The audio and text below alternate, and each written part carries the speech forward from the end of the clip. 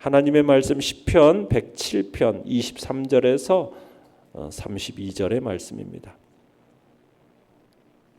시편 107편 23절에서 32절의 말씀 우리 한 목소리로 같이 읽도록 하겠습니다. 23절입니다. 시작. 배들을 바다에 띄우며 큰 물에서 일을 하는 자는 여호와께서 행하신 일들과 그의 기이한 일들을 깊은 바다에서 보나니 여호와께서 명령하신즉 광풍이 일어나 바닷물결을 일으키는도다. 그들이 하늘로 솟구쳤다가 깊은 곳으로 내려가나니 그 위험 때문에 그들의 영혼이 녹는도다. 그들이 이리저리 구르며 취한 자같이 비틀거리니 그들의 모든 지각이 혼돈 속에 빠지는도다. 이에 그들이 그들의 고통 때문에 여호와께 부르짖음에 그가 그들의 고통에서 그들을 인도하여 내시고 광풍을 고요하게 하사 물결로 잔잔하게 하시는도다. 그들이 평온함으로 말미암아 기뻐하는 중에 여호와께서 그들이 바라는 항구로 인도하시는도다. 여호와의 인자심과 인생에게 행하신 기적으로 말미암아 그를 찬송할지로다. 백성의 모임에서 그를 높이며 장로들의 자리에서 그를 찬송할지로다. 아멘. 오늘 말씀의 제목은 여호와의 인자심을 찬송할지로다라는 제목으로 말씀을 나눕니다. 어제 말씀에서는 우리가 17절에서 본 것처럼 미련한 자의 어떤 범죄와 죄악을 용서하시는, 그래서 하나님의 인자하심과 인생에게 행하신 그 기적을 제시하면서 찬양하는 그런 촉구를 우리가 봤어요. 오늘 본문에서는 위험에 처해서 심령이 녹고 혼돈된 자들을 건지시는 그 하나님의 인자하심과 인생에게 행하신 그 기적을 제시하면서 하나님께 대한 찬양을 촉구하고 있습니다. 시인의 관심이 우리가 107편에서 보면 광야에서 방황하는 자, 또 감옥에 있는 자, 고통 가운데 있는 자, 그러더니 오늘은 바다의 위험을 만난 사람으로 이렇게 바뀌고 있어요. 그러니까 이스라엘의 이 바벨론 포로의 상황을 지금 광야에서 방황하는 모습으로, 또 감옥에 있는 모습으로, 또 고통 가운데 있는 모습으로, 그리고 바다의 위험 가운데 있는 모습으로 이렇게 하면서 이렇게 그 상황을 이렇게 설명을 하고 있는 겁니다. 지금 오늘은 이제 큰 광풍을 만나서 침몰의 위기에 처한 배로 그 바벨론에 있었던 포로 상황을 비유하고 있는 거예요. 내용 관찰 문제 1번을 보시면 여호와의 능력은 바다 가운데서 어떻게 나타납니까? 자, 여호와의 능력은 바다 가운데서, 바다 한복판 가운데서 일어나는 기이한 일들, 광풍으로 거친 바다 물결을 다스리심으로 나타나는 것을 우리가 보게 됩니다. 자, 23절에서 25절까지를 한번 읽어보겠습니다. 시작. 배들을 바다에 띄우며 큰 물에서 일을 하는 자는 여호와께서 행하신 일들과 그의 기이한 일들을 깊은 바다에서 보나니 여호와께서 명령하신즉 광풍이 일어나 바닷물결을 일으키는도다.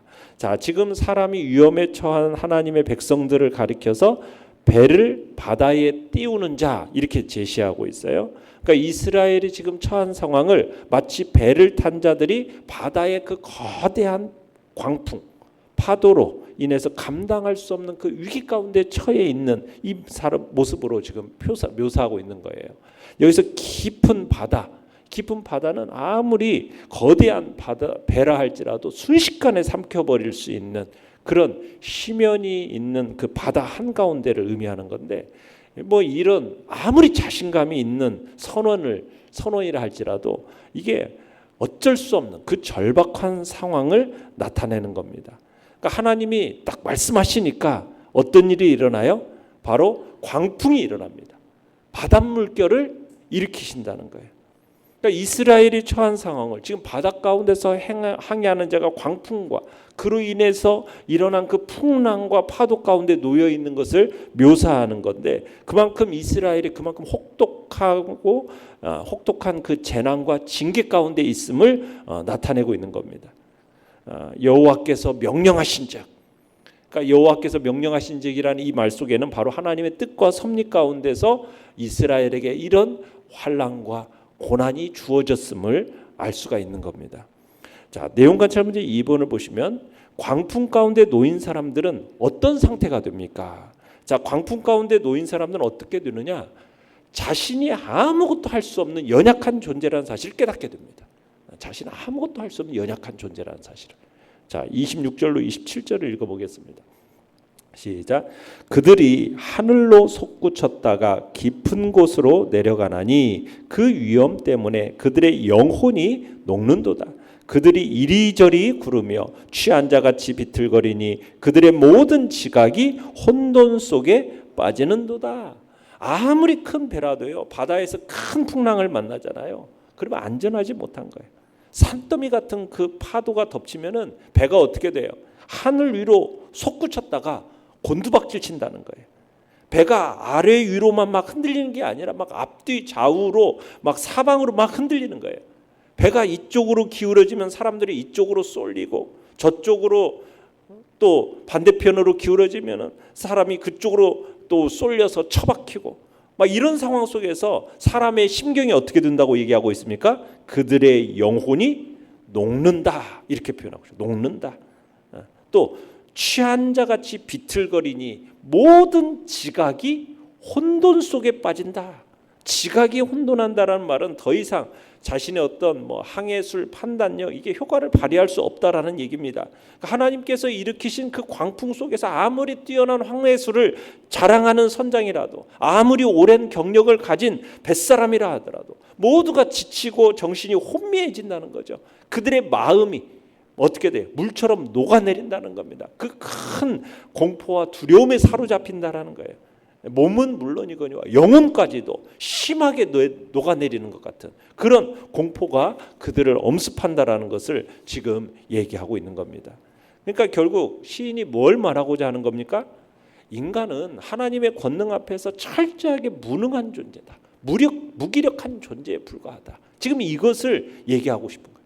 아무리 뛰어난 능력을 겸비했다 할지라도, 아무리 튼튼하고 완벽하다 자부할지라도, 그런 배를 소유했다 할지라도 하나님께서 일으키시는 그 풍랑 앞에서는 안전하다 할 수 있는 사람이 있어요? 아무도 없다라는 것을 지금 얘기하고 있는 겁니다. 연구와 묵상 문제 3번입니다. 하나님께서 광풍 속에 놓인 그들을 안전한 항구로 인도하시는 이유는 무엇입니까? 자, 광풍 속에 놓인 그런 상황 속에서 오직 여호와 하나님께 부르짖음으로 하나님의 능력을 간구했기 때문에 그들이 그 풍랑에서부터 안전한 항구로 인도받게 됩니다. 그러니까 하나님의 능력을 간구하면은 하나님께서 그 광풍을 고요하게 하시고 거친 물결도 잔잔하게 하셔서 마침내 그가 바라는 안전한 항구로 인도해 주신다는 거예요. 자, 28절에서 30절을 읽어보겠습니다. 시작.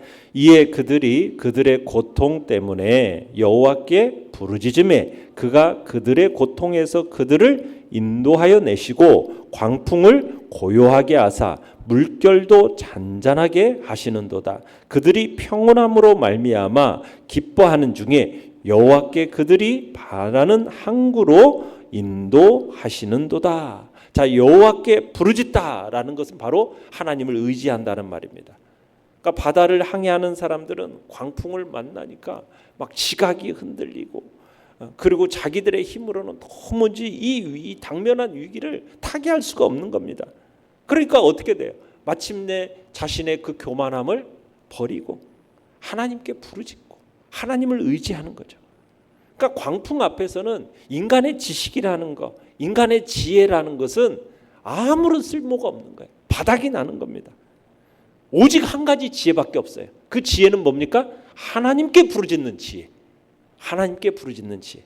이것만 남아있는 거죠. 하나님께 부르짖을 때, 하나님이 어떻게 하셔요? 그 광풍을 잠재우십니다. 그들에게 평온함을 허락하십니다. 마침내는 그들이 그렇게 갈망하던 항구에 이르게 하시는 거예요.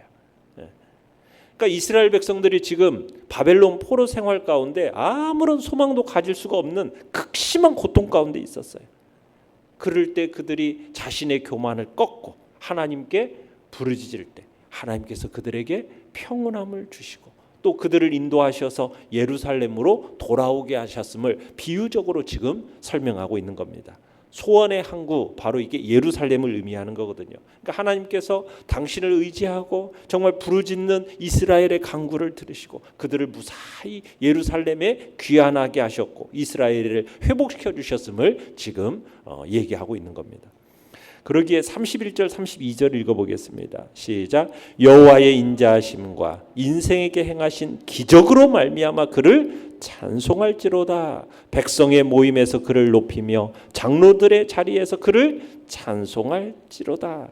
여러분, 찬송의 이유가 뭡니까? 인생에게 행하신 기적, 그죠?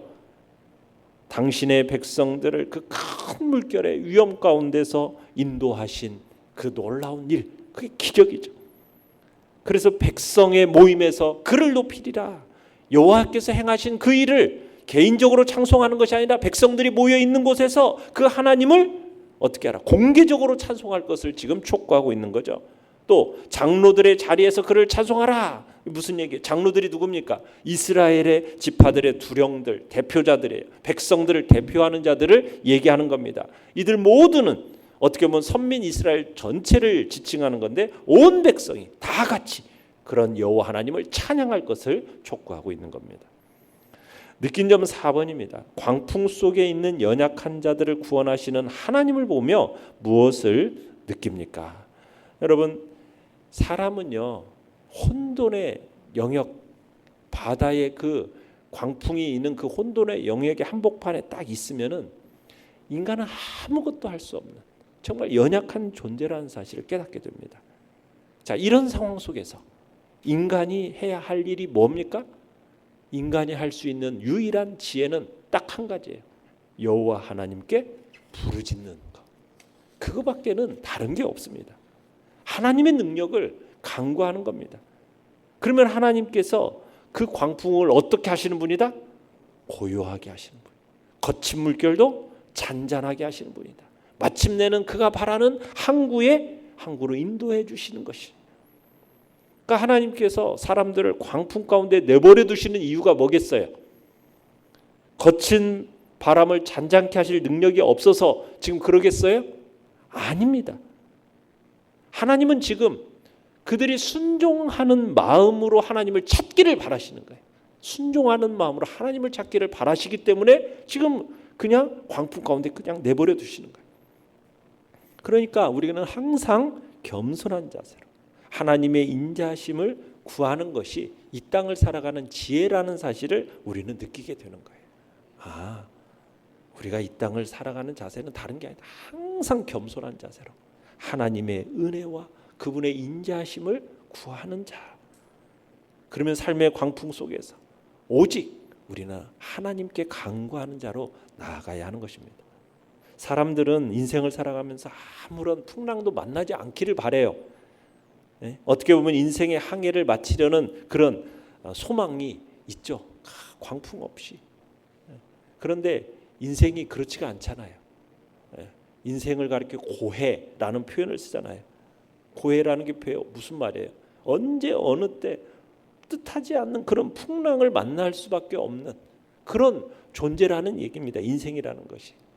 그러니까 문제는 우리가 인생에서 풍랑을 얼마나 적게 만나느냐 이게 아니라 우리가 그것을 대처할 만한 능력이 얼마만큼의 능력을 가지고 있느냐가 중요한 거거든요. 그러니까 시인은 지금 가장 절대적인 효과를 지닌 비법으로 뭘 지금 소개하고 있는 겁니까? 이 천지 만물을 주관하시고 이 말씀으로 이 세상 만물을 창조하신 그 하나님, 그 하나님께 호소하는 것을 제시하고 있는 거예요. 우리 주님이 그 거친 갈릴리 호수에서 막 풍랑이 막 일 때 우리 주님이 어떻게 하셨어요? 바다야, 바람아, 잔잔하라. 딱 한마디를 딱 하니까 꾸짖으시니까 어떻게 돼버려요? 그 거친 풍랑이 잔잔해지는 거예요. 그 폭풍우를 뚫고 평안함을 주시는 거예요. 소원하는 항구에 들어가게 하시는 거예요. 그러니까 그것의 확실한 방법은 다른 방법이 없어요. 오직 하나님을 나의 주로 삼고 그 하나님께 기도하고 그 하나님께 간구하면은 그분의 힘과 능력을 따라 이겨나가는 복된 자리에 우리가 이룰 수 있다라는 거, 우리가 이것을 기억해야 되는 거죠.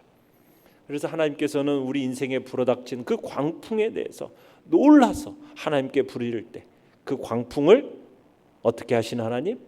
잔잔케 하시는 하나님. 그리고 우리에게 평온함을 허락하시는 분임을 믿으시길 바랍니다.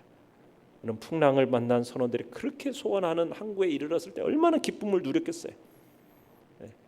하나님께서 우리로 하여금 그런 진정한 기쁨과 안식을 찬양할 수 있는 복된 자리로 우리를 이끌어 주심을 믿으시길 바랍니다.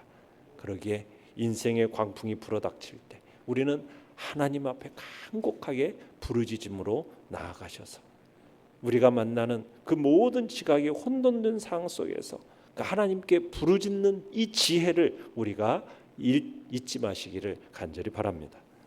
결단과 적용 5번입니다. 내 삶 속에서 광풍을 만났을 때 하나님께서는 어떻게 인도하셨습니까? 고난 가운데도 신실하게 이끄실 하나님을 기대하며 어떤 기도를 드리겠습니까? 우리는 항상 겸손히 하나님의 그 인자하심과 그분의 긍휼하심과 그분의 자비하심, 그분의 은혜를 구하는 것. 여러분, 이것이 이 땅을 살아가는 유일한 지혜임을 기억하면서 오늘도 그분의 긍휼과 자비를 구하는 복된 이 시간이 되시기를 바랍니다. 오늘의 기도 같이 읽겠습니다. 시작. 광풍 같은 삶을 만나도 겸손히 하나님의 인자하심을 바라며 간구하게 하소서. 아멘.